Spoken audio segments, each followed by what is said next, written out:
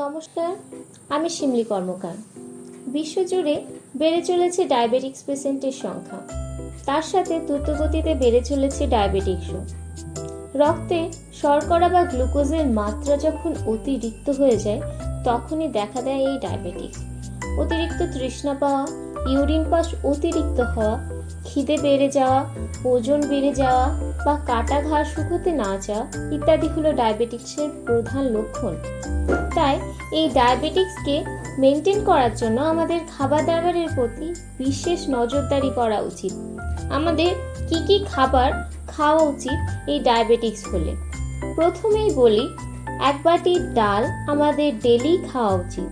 এছাড়াও আপনি ছোলা বা মুগ ডালকে ভিজিয়ে রেখেও খেতে পারেন, কারণ এতে রয়েছে ম্যাগনেসিয়াম, পটাশিয়াম, ফাইবার ইত্যাদি, যা আমাদের সুগারকে নিয়ন্ত্রণ করে।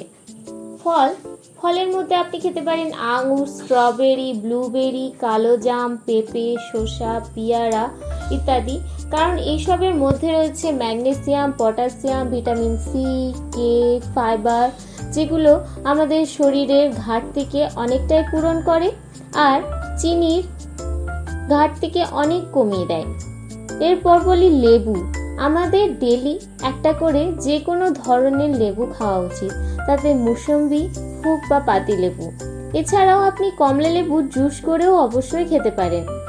আর স্যালাডের মধ্যে টমেটোতে রয়েছে অ্যান্টিঅক্সিডেন্ট ও ভিটামিন সি, তাই রোজকার স্যালাডে অবশ্যই এক কুচি করে টমেটো যোগ করে দিন আজ থেকে। তাই দেরি না করে আজ থেকে এই ডায়াবেটিক্স চার্টকে ফলো করতে শুরু করুন আর আমাকে কমেন্টে জানান কে কতটা উপকার পেলেন আর তাতে কী বা লাভ হয়েছে। ধন্যবাদ।